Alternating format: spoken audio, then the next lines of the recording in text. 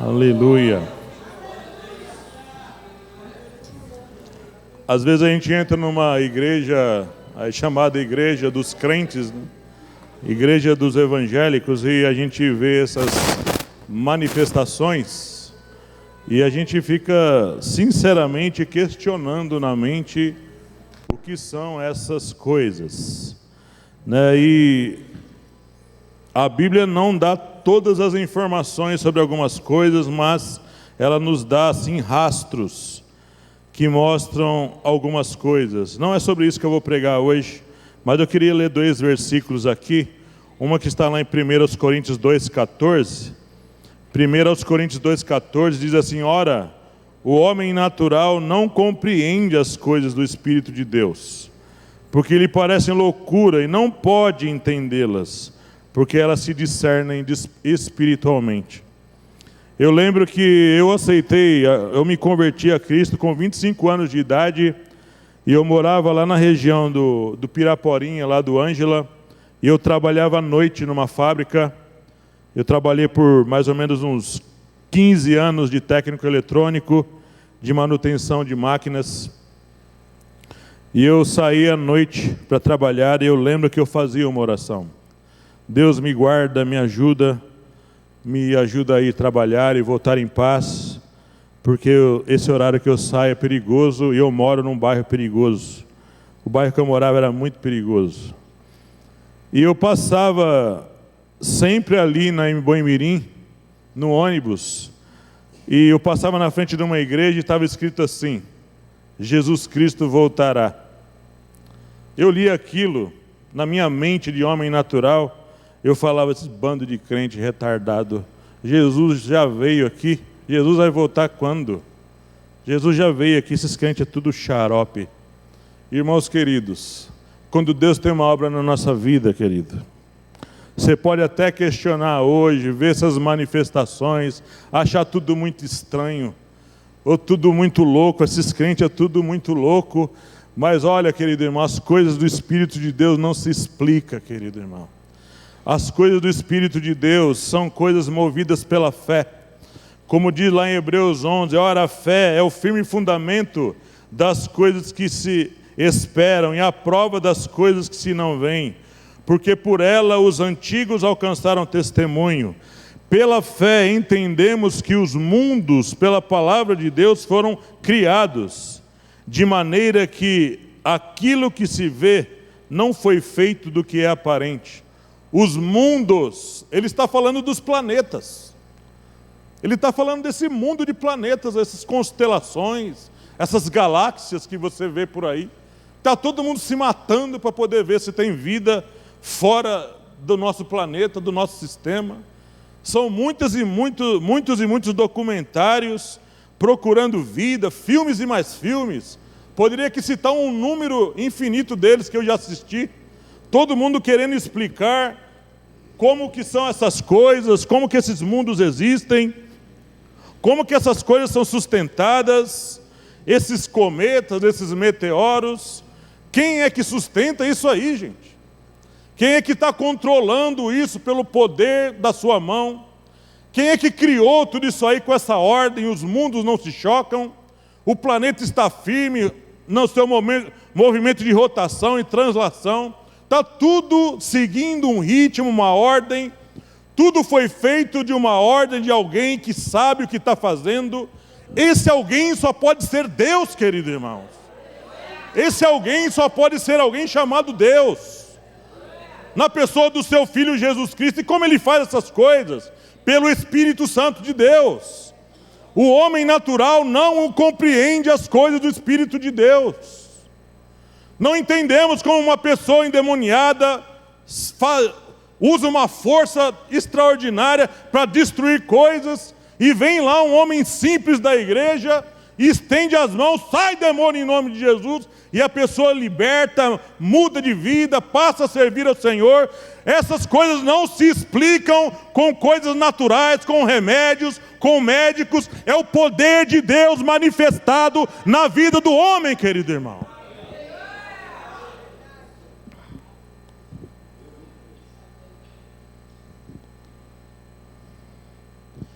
Eu queria que você aí abrisse, eu vou agora para o tema que eu quero falar hoje. Está lá no segundo livro de Crônicas, capítulo 21. Segundo livro de Crônicas, capítulo 21.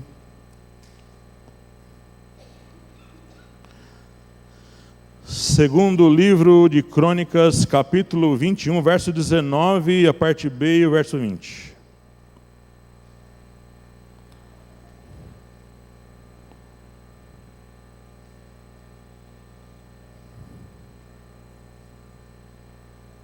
Segundo de Crônicas 21, vamos 19 e 20. E sucedeu que, depois de muitos dias, e chegado o fim de 2 anos, saíram-lhe as entranhas com a doença, e morreu de más enfermidades, e o seu povo lhe não queimou em aromas, como queimara seus pais. Era da idade de 32 anos, quando começou a reinar, e reinou em Jerusalém 8 anos, e foi-se sem deixar de si saudades, e o sepultaram na cidade de Davi, porém não nos sepulcros dos reis. Eu quero aqui hoje, nessa noite com você, conhecer um pouco da história do Jeorão. Jeorão. Quem foi Jeorão? Jeorão foi filho de Josafá, um rei de Jerusalém. O que aconteceu na história lá do povo hebreu, os israelitas? Houve um tempo lá na vida deles que eles formaram as chamadas 12 tribos de Jacó, que teve o seu nome mudado para Israel. Então eram as 12 tribos de Israel. E num dado momento da história, pela desobediência constante de alguns reis, houve uma divisão do reino. 2 tribos ficaram com Roboão, filho de Salomão, e 10 tribos foram dispersas, e essas 10 tribos então formaram os chamados povos samaritanos.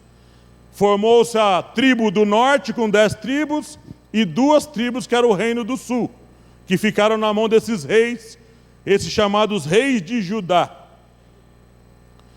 E a tribo do norte, formada pelas 10 tribos, sempre foi uma tribo desobediente, sempre andando nos caminhos do mundo, fazendo as coisas que não agradavam a Deus, mesmo sendo tribos descendentes lá de Israel.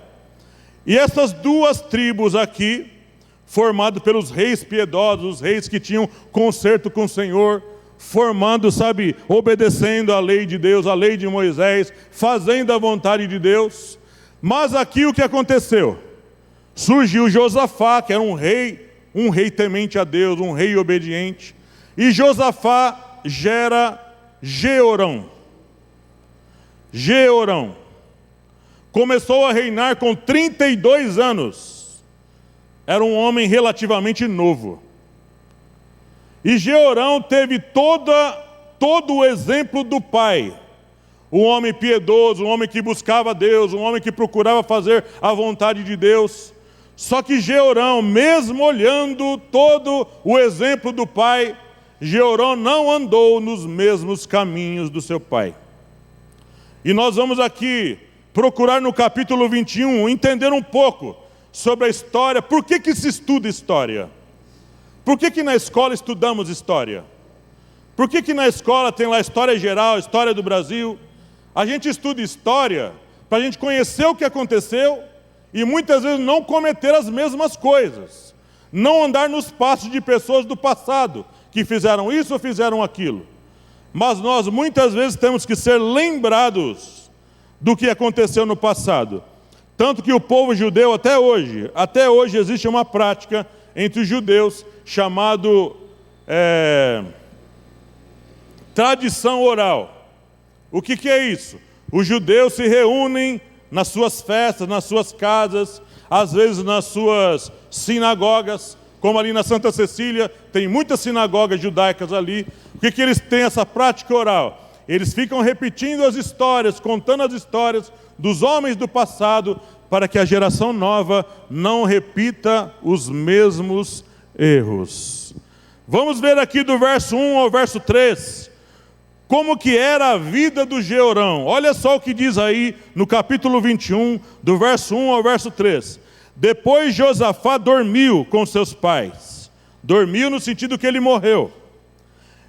E o sepultaram com seus pais na cidade de Davi. E Jeorão, seu filho, reinou em seu lugar.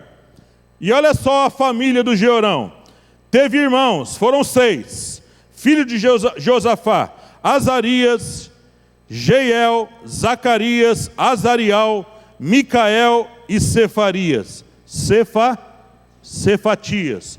Todos esses foram filhos de Josafá, rei de Israel. E seu pai lhes deu muitos dons de prata e de ouro e de coisas preciosíssimas, com cidades fortes em Judá. Porém o reino deu a Jeorão, porquanto era o primogênito. Significa dizer que Jeorão foi o primeiro filho de Josafá. E ele tinha 6 irmãos. E esse Jeorão aqui não podia reclamar que não teve assistência nem herança da parte do pai. Ele recebeu aqui, além de todos os irmãos, uma família estruturada, um pai temente a Deus.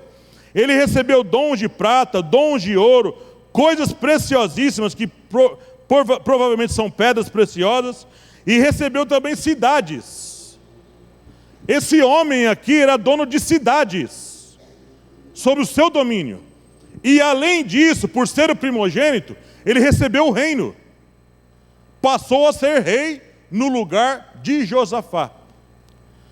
Jeorão então tinha uma família estruturada. Jeorão era um homem rico para a sua época. Jeorão era uma pessoa que não podia reclamar que foi simplesmente esquecido na herança, ou seu pai nunca deu atenção para ele.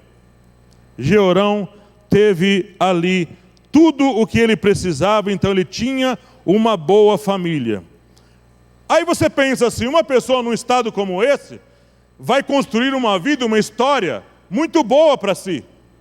Vai fazer a diferença, cuidar de outras pessoas. Ele viu o que o pai fez para os irmãos. O pai deu bens para todo mundo. Josafá foi um homem bom para os seus filhos. Josafá cuidou dos seus filhos. Josafá ensinou os filhos no caminho do Senhor. Josafá ensinou os filhos como que deve obedecer a Deus.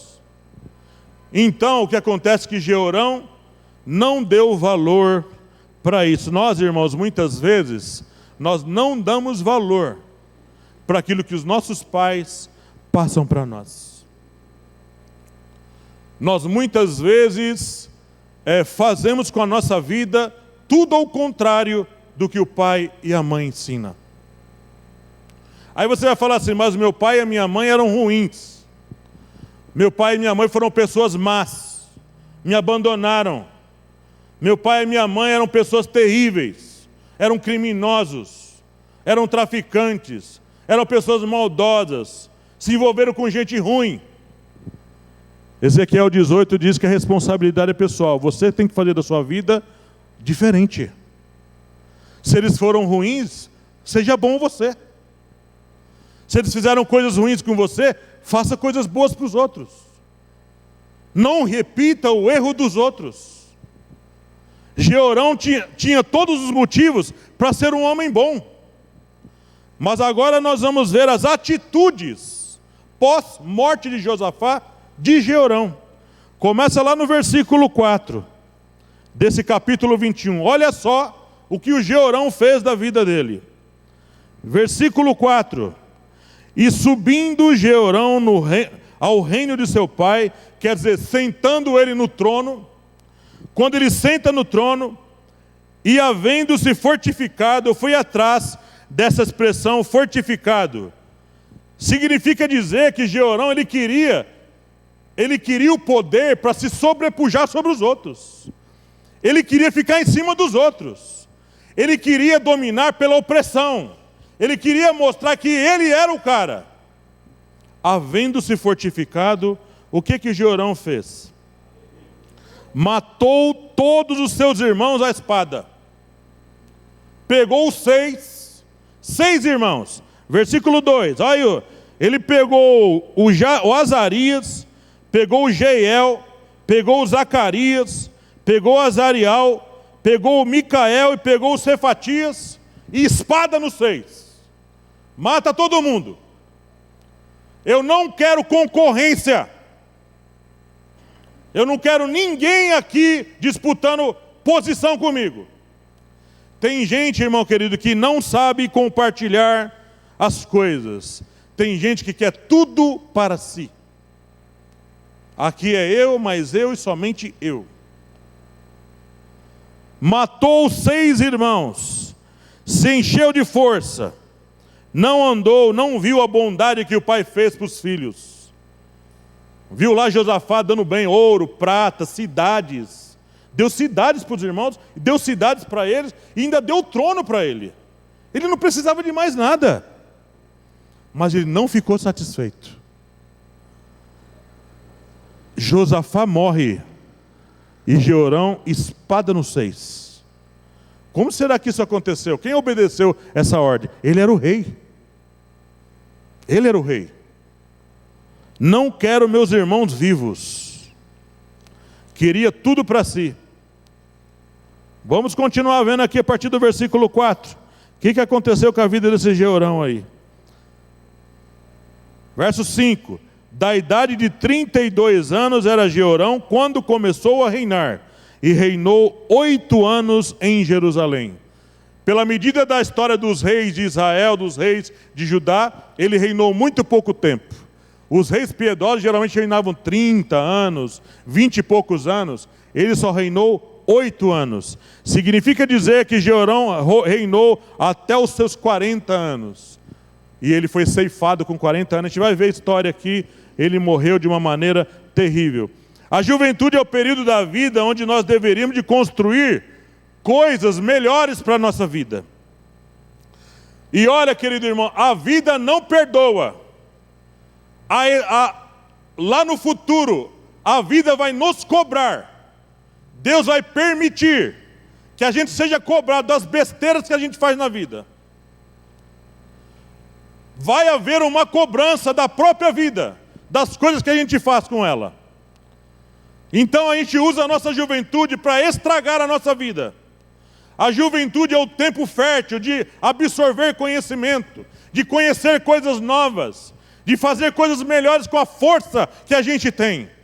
A gente tem força de andar, de correr, de ir atrás, de arrumar emprego, fazer curso, fazer faculdade.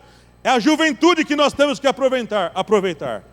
E um homem de 32 anos é um homem jovem ainda. É um homem com muita força. E Jeorão com 32 anos já reinava. Já era rei sentado no trono. E Jeorão usa toda essa energia aqui para fazer maldades. Nós não podemos queimar as etapas da nossa vida e nem avançar as etapas. Temos que obedecer as etapas. E lá na frente ter bagagem para cumprir os propósitos que Deus tem na nossa vida. Existem pessoas, eu por exemplo, eu fui para o seminário com 29 anos. 29 anos. Vivi no mundo até os meus 25 anos. Então fui novo para um seminário estudar. Novo na fé. Com 30 e poucos anos já estava trabalhando na obra com minha esposa. Eu aproveitei parte dessa jovialidade que eu tinha para estudar. Aproveitar essa cabeça grande que eu tenho para encher de informações. Essa jaca enorme, cabe bastante informação. Então vamos encher de coisas boas, para no futuro usar em prol do reino de Deus. E eu, irmão, não desprezei a minha oportunidade. Eu agarrei a minha oportunidade. Como minha esposa falou aqui, aproveite a sua oportunidade, querido irmão. E Jeorão, então, não aproveitou. Aí vamos aí no próximo versículo. Eu li os 6. E andou nos caminhos dos reis de Israel, como fazia a casa de Acabe, porque tinha a filha de Acabe por mulher, e fazia o que era mal aos olhos do Senhor. Jeorão fez tudo errado. Muita gente criada dentro da igreja, querido, desde novo, E num dado momento da vida começa a andar nos caminhos dos reis de Israel, simbolicamente apontando no caminho do mundão, com uma bagagem enorme dentro do coração, conhecimento da palavra de Deus, com um tesouro precioso dentro de si. Usa esse tesouro para se autodestruir. Jeorão pegou esse precioso tesouro dado pelo pai e se autodestruiu. Andou nos caminhos dos reis de Israel, que eu expliquei hoje aqui para você, reino do norte, os reis desobedientes, reis idólatras, reis voltados a todo tipo de impiedade, reis feiticeiros, reis que faziam tudo que Deus não gostava que fazia. Jeorão andou no caminho deles, e não ainda satisfeito, foi casar com a filha de Acabe. Acabe era esposo de Jezabel, a pior rainha que existiu na Bíblia, irmão querido. Idólatra, uma mulher considerada maldita aos olhos de Deus, que morreu de maneira terrível, Jezabel. E a filha dela, e filha de Acabe, foi então a esposa de Jeorão. Uma pessoa criada nos caminhos do Senhor vai buscar uma esposa no mundo, vai buscar uma esposa que não teme ao Senhor. Uma moça da igreja criada nos caminhos do Senhor vai buscar um esposo no mundo. Uma pessoa que não teme o Senhor, que não tem os mesmos princípios de vida. Pode estar sendo muito difícil para você ouvir isso, mas é o que está escrito aqui. E Paulo fala, não se coloque em julgo desigual com o incrédulo, com o infiel. Ele está falando de casamento, está falando de relacionamento.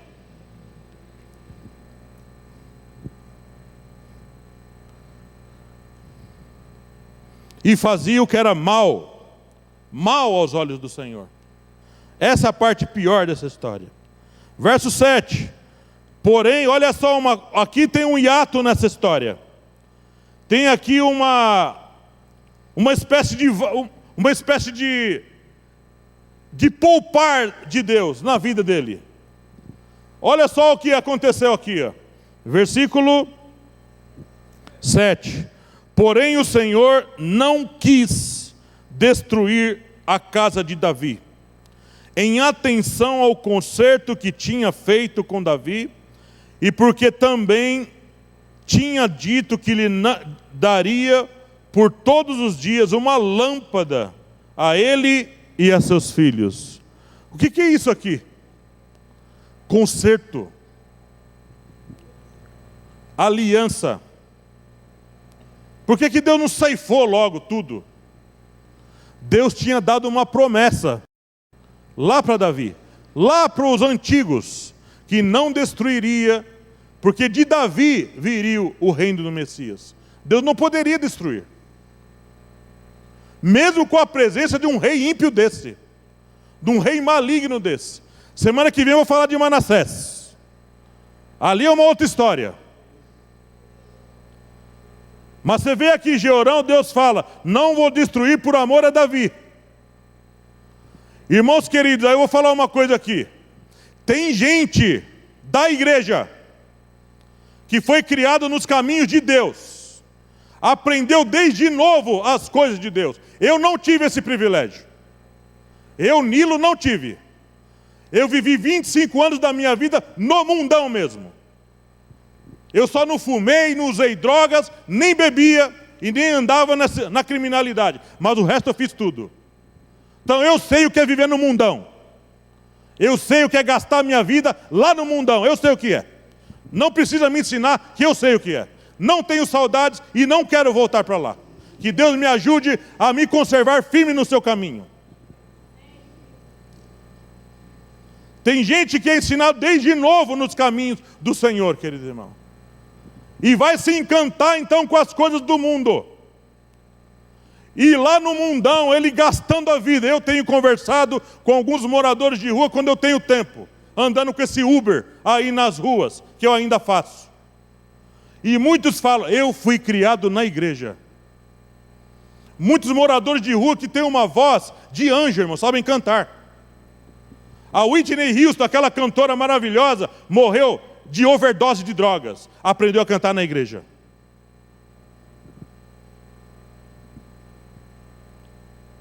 Usam esse tesouro precioso que receberam na casa de Deus, na presença de Deus. E os dons de Deus são dados sem arrependimento. Deus não tira deles. Vão para o mundo e vão com o dom lá. Deus não tira deles. Continuam cantando maravilhosamente. Continuam com uma sabedoria gloriosa. Lá no mundo, como a gente vê muitas vezes nas ruas, na Praça da Sé, em muitos lugares, mendigos pregando, com o dom que receberam aqui, na casa de Deus, nas muitas igrejas que frequentaram. E usam tudo isso, irmãos, e não são destruídos, não morrem. Por que isso? Existe às vezes alguém orando por essa pessoa. Às vezes uma mãe, um pai, orando por uma pessoa que um dia fez parte da comunhão dos santos, viveu na casa de Deus. Hoje se afastou, está longe dos caminhos de Deus, afastado no mundo, irmãos. Como a gente fala aqui, desviado dos caminhos de Deus. Mas tem uma mãe de joelho chorando.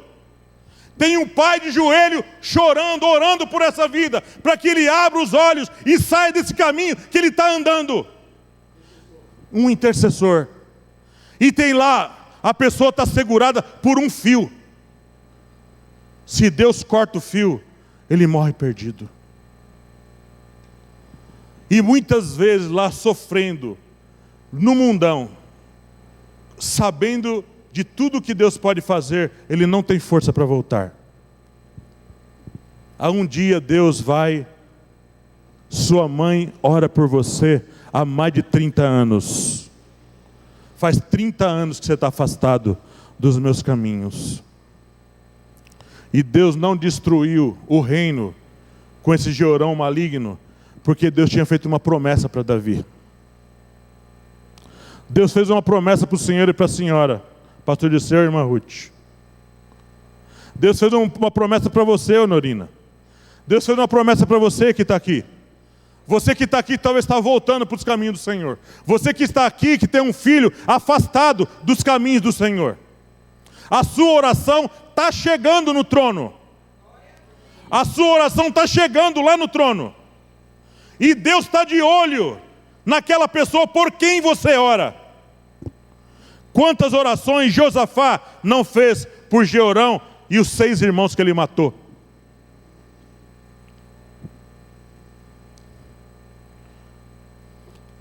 Jeorão teve família, estrutura. Jeorão faz essas coisas. Aí você fala assim, e Deus? Ficou mudo? Não. Agora a partir do versículo 7, as coisas começam a ficar difíceis para o Jeorão.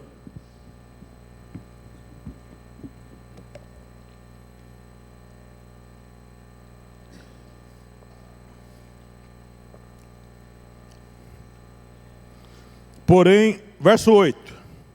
Nos dias de Jeorão, se revoltaram os edomitas contra o domínio de Judá e constituíram para si um rei. Pelo que Jeorão passou adiante com os seus chefes e todos os carros com ele, e levantou-se de noite e feriu os edomitas que o tinham cercado, como também os capitães dos carros. Todavia os edomitas se revoltaram contra o domínio de Judá até ao dia de hoje. Então, no mesmo tempo, Líbina se revoltou de debaixo de seu mando, porque deixara ao Senhor, Deus de seus pais. O texto é bem claro. Deixara ao Senhor, Deus de seus pais. O que Deus começa a fazer aqui? Deus começa a mandar os inimigos. Ele recebeu um reino com paz. E agora arrumou dor de cabeça. Os edomitas, agora os povos de Líbina. A guerra começou a vir contra o reino de Jeorão. Gente, nós não somos rei. Ninguém aqui é rei de nada. Nós não dominamos nação nenhuma. Somos simples seres humanos que habitamos nesse país chamado Brasil. Mas nós, irmãos, aqui aplicando para a nossa vida um texto como esse, nós pegamos esse tesouro precioso e começamos a andar, fazer o que é mal aos olhos do Senhor, Deus é obrigado a começar a permitir que as coisas ruins comecem a nos visitar, que as coisas ruins comecem a ficar batendo na nossa porta. Aqui foram povos inimigos. Aquele vizinho começa, sabe, a atrapalhar a sua vida, pessoas no seu trabalho, começa a atrapalhar o seu caminho, e você fica perguntando, por que isso está acontecendo? A gente tem que fazer uma sondagem da nossa vida.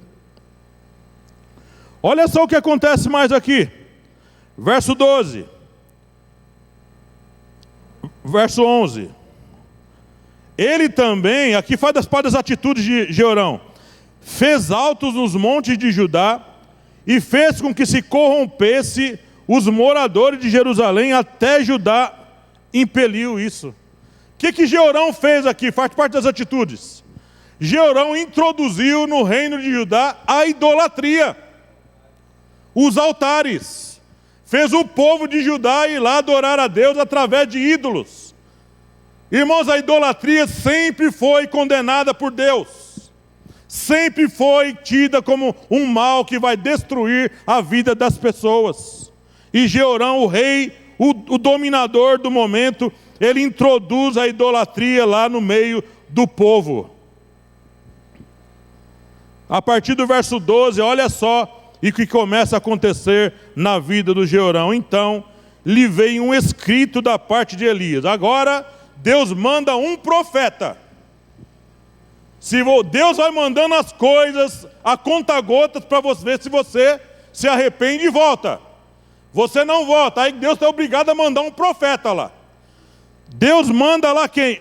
Elias, o profeta, que dizia, assim diz o Senhor, Deus de Davi, teu pai, visto que não andaste nos caminhos de Josafá, teu pai, e nos caminhos de Asa, rei de Judá, que era o vô dele, mas andaste nos caminhos dos reis de Israel, e fizeste corromper a Judá e aos moradores de Jerusalém, segundo a corrupção da casa de Acabe, e também mataste teus irmãos da casa de teu pai, melhores do que tu, eis que o Senhor ferirá com um grande flagelo ao teu povo. Um parênteses aqui, o povo, irmãos, passou a sofrer por causa de Jeorão. Às vezes dentro da nossa casa, querido irmão, dentro da nossa casa, um pai desobediente, uma mãe desobediente, traz problema para a casa toda. A família toda sofre. Um filho drogado dentro de casa traz problema para a família toda. Todo mundo paga o pato no lugar.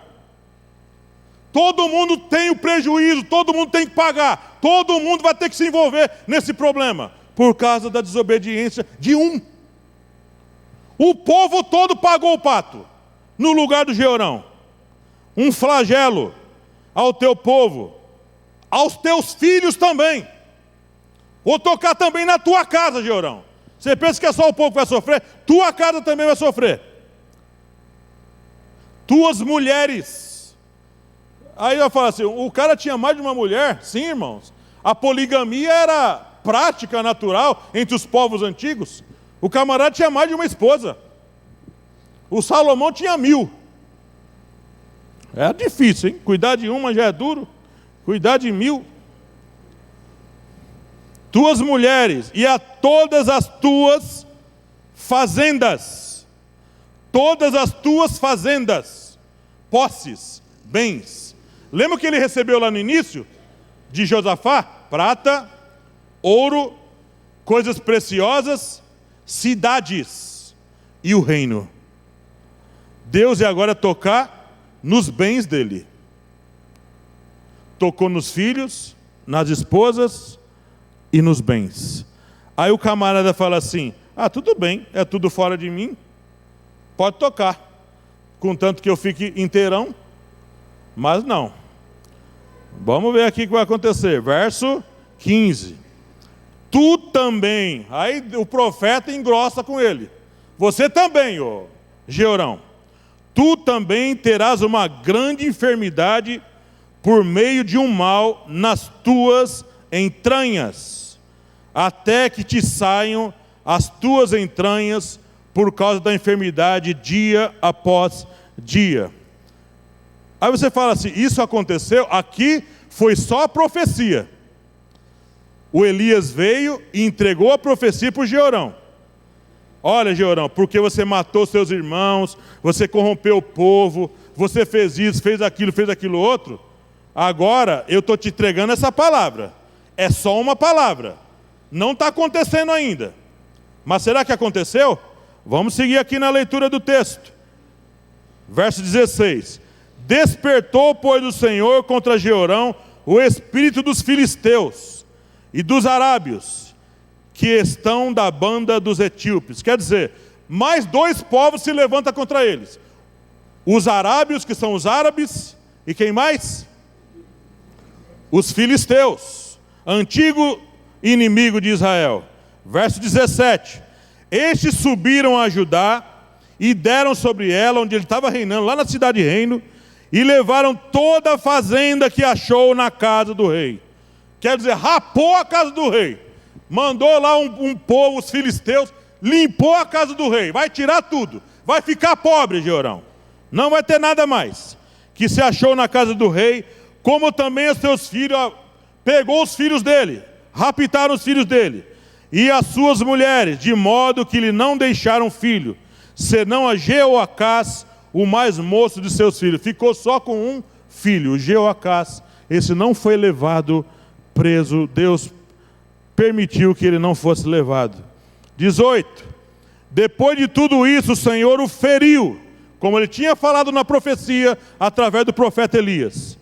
E depois de tudo isso, o Senhor o feriu nas suas entranhas, com uma enfermidade incurável. E sucedeu, eu tive estudando para ver o que provavelmente foi essa enfermidade que o Jeorão pegou. Essa enfermidade, a gente vai ver aqui na leitura, durou mais ou menos 2 anos. Ficou 2 anos com essa enfermidade no corpo. Essa enfermidade pegou nas entranhas dele algum tipo de bactéria, algum tipo de doença. Já viu aquelas pessoas que incham a perna e incham o órgão? Alguma coisa que inchou as entranhas dele. Como aquilo cresceu demais, aquilo saltou para fora. A doença vazou. Rasgou a pele dele. E quando você ia ver Jeorão, era uma pessoa com a pele aberta. Sabe, tudo, as entranhas saindo para fora. Como se as tripas tivessem saído para fora, mas não morreu por isso. Ainda não, ele ficou aguentando. A Bíblia fala, vamos ver aqui a leitura, 18. E depois de tudo isso, o Senhor o feriu nas suas entranhas, com uma enfermidade incurável. E sucedeu que depois de muitos dias, e chegado o fim de 2 anos, está vendo? A enfermidade veio e durou 2 anos ali dentro do seu corpo. 2 anos, saíram-lhe as entranhas com a doença, e morreu de más enfermidades. E o seu povo lhe não queimou aromas. Aqui uma outra parte. Os reis antigos, os reis de Israel e os reis de Judá, quando eles morriam, eram todos cercados de pompas e de honras. Sabe, toda aquela tropa de exército fazendo cortejo do rei, queimando aromas, sabe, agradecendo a Deus pela vida daquele rei. Era uma coisa normal naquele tempo. Mas aqui não se queimou aromas para Jeorão. Significa dizer que o povo deu graças a Deus que ele morreu. Graças a Deus que morreu essa peste, né? E olha só o que o texto mostra. Uma coisa terrível da vida desse homem aqui. Vamos continuar aqui. E morreu de más enfermidades, e o teu povo lhe não queimou aromas como queimara a seus pais. Era da idade de 32 anos, quando começou a reinar, e reinou em Jerusalém 8 anos. E foi-se, sem deixar de si saudades. Essa é a parte mais triste na vida desse homem, irmãos. E o sepultaram na cidade de Davi, porém não no sepulcro dos reis. Isso era uma outra honra que eles recebiam. Um rei, quando morria, era enterrado ali naquela chamada, como é que fala, de uma família, enterra todo mundo ali? Como? Fala um de cada vez. mausoléu, aquele negócio não enterra toda a família. Toda a família está enterrada aqui, nesse lugar. Jazigo, sepulcro, não sei. Não lembro o nome agora. Ele foi enterrado em outro lugar. As pessoas falam assim, não enterra esse homem junto com Davi, junto com Josafá, Asa, não. Esse aí não. E foi-se sem deixar de si saudades. Deram graças a Deus que o Jeorão morreu. Aí você vê uma história como essa, e você fica, qual é a aplicação disso para a minha vida? Qual o sentido da história que eu tiro de verdade permanente para a minha vida, olhando a história de um rei desse?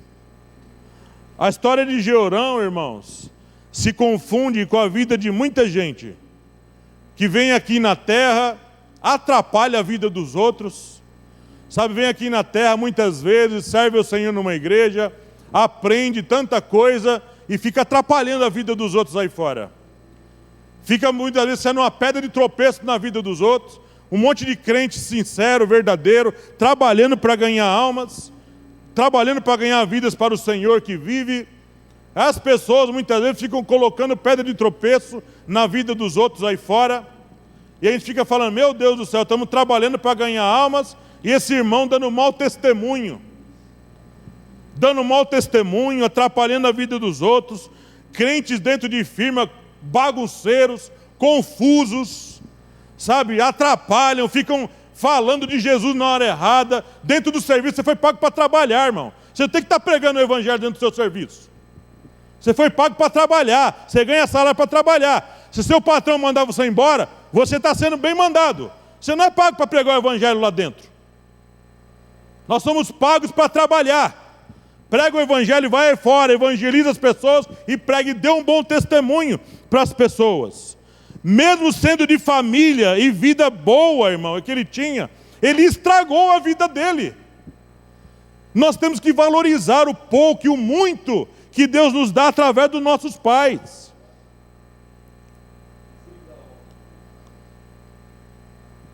E uma coisa aqui, o legado que você vai deixar. O legado, a honra, as obras, os ensinos. Como você vai ser lembrado, irmão? Como já fui em enterro de parentes meus. Você escuta, eu era muito pequenininho para entender aquelas coisas. Mas você escuta os parentes, foi tarde isso aí. Foi tarde. Um bêbado só atrapalhava a vida dos outros. Como o tio que eu tinha, irmãos queridos, que quando ele chegava na festa, o nome dele era Valdomiro, chamavam ele de Valdó. Chegou o Valdó, misericórdia, chutava a canela dos outros, virava a mesa. Quando morreu, deram graças a Deus que morreu. Esse Jeorão aqui foi sem deixar saudade. Interessante como a Bíblia deixa escritas essas coisas. Deixa registrado nas palavras de Deus essas coisas. Para mostrar que a vida das pessoas não era todo mundo. Sabe por que eu gosto da Bíblia, irmão querido? Que a Bíblia não é um livro de Avengers, nem um livro dos Vingadores, onde só mostra o lado bom do Capitão América, só mostra o lado bom do Hulk, só mostra o lado bom do Superman. Sabe? O homem veio, tira a roupa e sai voando com aquela capa e salvando todo mundo. Não. A Bíblia é uma coisa interessante, que ela mostra os podres dos homens da Bíblia. Ela mostra onde eles erraram.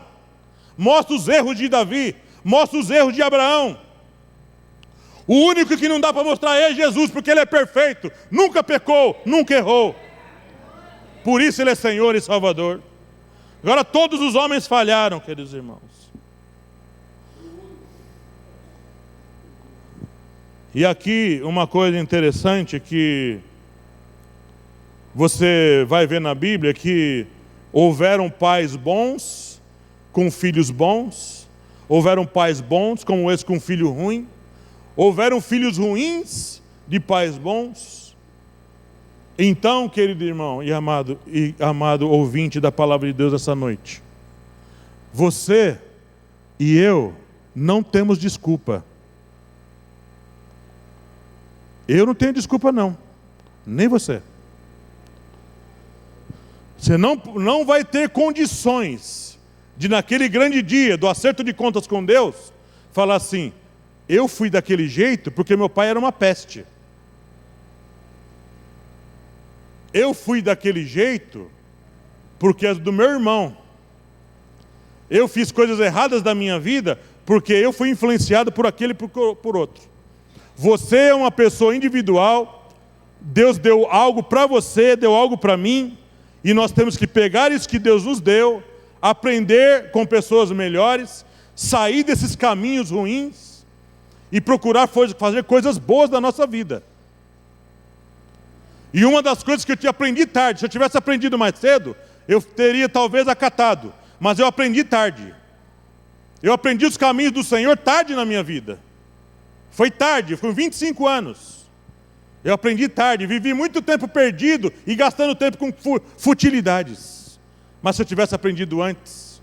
Mas quando esse conhecimento chegou até mim, eu procurei aproveitar. E eu estou aproveitando o máximo que eu posso. E tem uma coisa, querido irmão, que ninguém vai te dar. Livros não vão te dar. Faculdades não vão te dar. Pode estudar em Harvard. Não vai te dar em Harvard. Você pode estudar nas melhores faculdades do mundo. Você não vai receber lá. Você pode estudar com os melhores mestres desse mundo. Você pode ser cientista. Você pode ser a pessoa mais catedrática, mais conhecedora da ciência desse mundo. Mas mesmo isso não vai te dar. O conhecimento da palavra de Deus só se recebe através do Espírito Santo de Deus. A revelação da palavra, o entendimento, a capacidade de operar sinais e maravilhas de prodígio só vem pelo Espírito Santo de Deus. Ser uma pessoa diferente, mudar, ser liberto, ser uma pessoa melhor, só vem pelo conhecimento de Deus. Tem coisas que só vão vir por Deus. Por isso que Deus é Senhor. Deus é tudo para nós. Jesus é tudo o que a gente precisa. Nunca, querido irmão, mesmo sendo uma pessoa que ainda gosto de estudar, estudei eletrônica por muito tempo, sabe, aprendi muitas coisas complicadas em eletrônica, circuitos integrados e muitas dessas coisas. Muitas coisas eu não me atualizei mais, não me interesso mais de saber. O que eu aprendi já está bom. Mas isso aqui, irmão querido, nunca livro nenhum me ensinou. Nunca mestre nenhuma escola em faculdade me ensinou. Isso aqui veio pelo relacionamento com Deus. O que Deus tem para você, querido irmão, é muito maior, é muito melhor, é muito mais durável e permanente, que você nunca vai receber em lugar algum. Tudo que você está recebendo aqui, aproveite, agarre essa oportunidade, porque Deus vai fazer coisas grandes em você e através de você. Louvado seja o nome do Senhor. Não sejamos como Georão, mas sejamos como aqueles que aprendem e fazem o melhor para o Senhor. Louvado seja Deus. Eu encerro a minha fala com essa palavra. Graça e paz.